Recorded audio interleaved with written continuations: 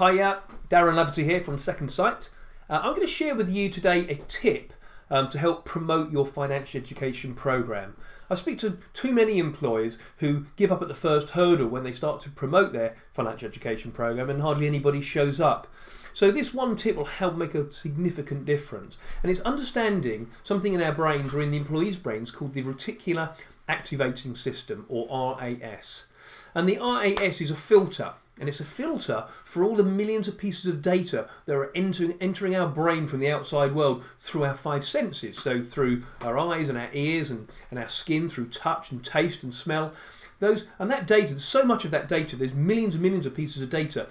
If we were aware of all of that data all of the time, it would overwhelm our brains and our brain would explode. It would be aching all the time. So what the reticular activating system does is it allows us to only be conscious of the data that's important to us to know right now. It's kind of evolved from survival over the centuries.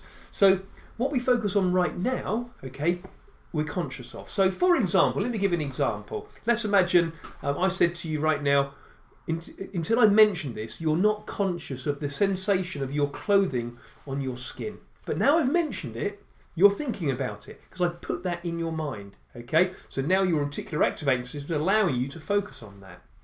Another good example is when we buy a new car. Sometimes you get a new car and you think it's pretty unique. You get out on the road and all of a sudden you see them everywhere. These cars are everywhere. So what's going on? The car is at the forefront of our mind now. The reticular activating system is telling us that that's important to know about right now. So why is this important when it comes to promoting a financial education program? Well, I think it's because of the way we communicate.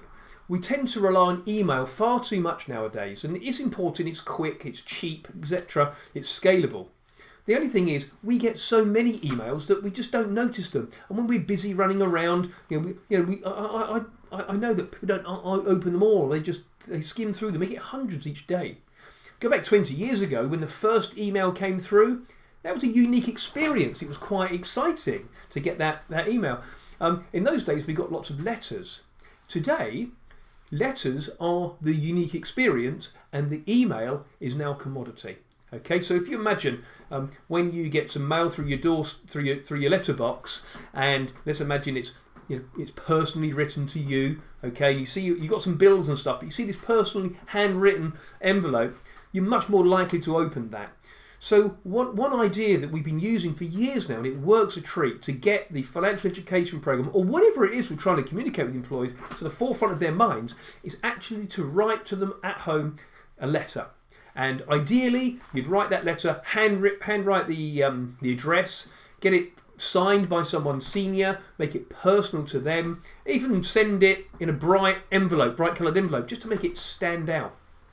And what happens is they're outside of their usual environment, they're probably more relaxed at home, they notice it, and suddenly they read it, it's personal to them, they put that financial education program firmly on their radar.